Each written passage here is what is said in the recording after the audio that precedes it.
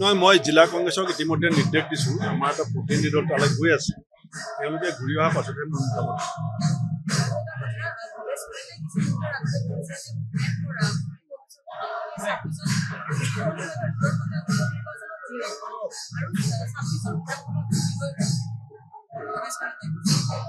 ঠিকে আছে তেওঁলোকে আমাক জিৰ' দেখি থকাটো আমাৰ কাৰণে বেয়া নহয় আপোনাৰ প্ৰতিদ্বন্দ্বীয়ে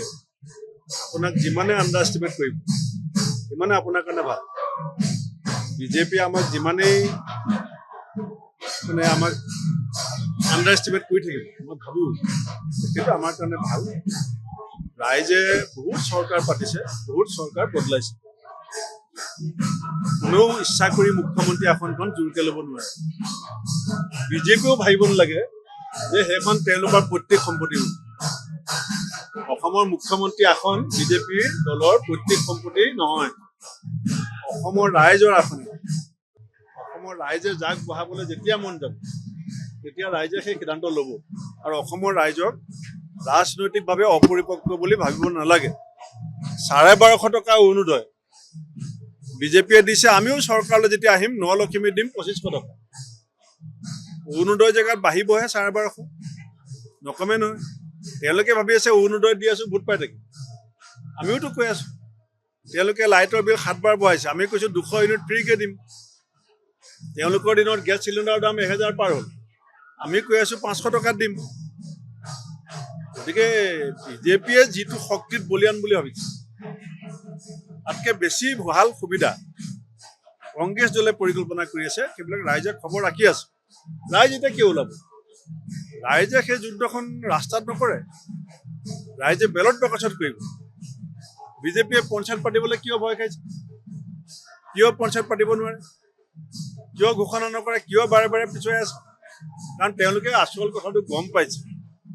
যে ৰাইজৰ যিটো ক্ষোভ সেইটো ৰাইজে সুযোগ পালে ভোটলৈ পৰিৱৰ্তন কৰিব আৰু ৰাইজৰ ক্ষোভৰ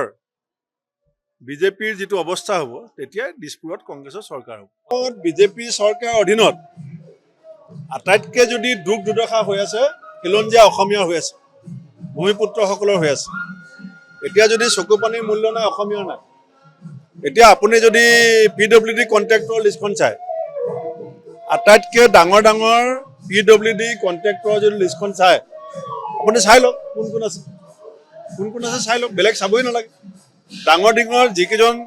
মুখ্যমন্ত্ৰীৰ লগত ঘনিষ্ঠ ব্যৱসায়ী নামকেইটা চাওক ক'ত অসমীয়া আছে আটাইতকৈ বেছিকৈ যোনে ডাঙৰ ডাঙৰ কামবিলাক কৰি আছে ক'ত অসমীয়া আছে বিজেপি ৰাজ্যিক সভাপতিৰ কথাটো মন্তব্যটো প্ৰদেশ কংগ্ৰেছৰ সভাপতিৰ পৰা আমি বিচাৰিছোঁ কি সংবিধানৰ পৃষ্ঠা কিমান নাজানে কংগ্ৰেছে কোনো কাম নাই হাস্যকৰ বুলি কৈছে ঠিকে আছে তেখেতসকলে সংবিধানৰ প্ৰণেতাগৰাকীক গৃহমন্ত্ৰী অমিত শ্বাহ ডাঙৰীয়াই পাৰ্লিয়ামেণ্টত যিটো ধৰণে ভুকুটি কৰিছে যে অমিত শ্বাহৰ কি কয় আপোনাৰ তেওঁৰ যিটো বক্তব্য কি কৈছিলে যে আম্বেদকাৰৰ নাম যদি লয় মানুহ নৰকত যাব সেইটোহে তেওঁলোকৰ মানে আম্বেদকাৰৰ নাম লোৱাতকৈ বেলেগৰ নাম ল'লে স্বৰ্গলৈ যাব বুলি কৈছে তাৰমানে অৰ্থটো কি যে BR আম্বেদকাৰৰ নাম ল'লে মানুহ নৰকলৈ যাব সেইটো কোৱা নাই জানো আপকীয়াকৈ যে বিজেপিৰ সংবিধানৰ প্ৰতি কিমান সন্মান আমি অৰুণাচলত দেখিছোঁ নহয় চৰকাৰ কেনেকৈ বদলি হৈছে মণিপুৰত আমি দেখিছোঁ মহাৰাষ্ট্ৰৰ চৰকাৰখন আমাৰ অসমতে হোৱা নাই জানো সংবিধানৰ প্ৰতি সন্মান জনোৱা বিজেপিয়ে মহাৰাষ্ট্ৰৰ চৰকাৰ অসমৰ হোটেল ৰেডিচনতহে বনাইছিলে মইহে ধৰ্ণা দি পেলাই খেদিলোঁ এই যে একনাথ সিন্ধে ডাঙৰীয়াক ধৰ্ণা দি পেলাই খেদিলে কোন আমিহে খেদিছিলোঁ ইয়াৰ পৰা তেতিয়া বিজেপি ক'ত আছিলে ৰচিদ মণ্ডলৰ এখন পত্ৰ সেই পত্ৰ ইতিমধ্যে ক'ত দি আছে পত্ৰ দেখাওক ক'ত পত্ৰ পাইছে ক'ত আছে দেখাওক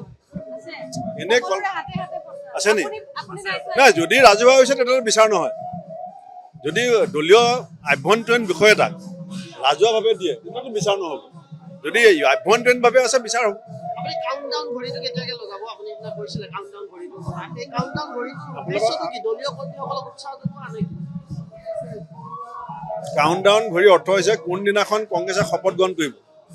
সেইটো ডেট ফিক্স হৈ থাকিব যিকোনো খবৰৰ বাবে যোগাযোগ কৰক 7099017330 লগতে 7099017110 নম্বৰত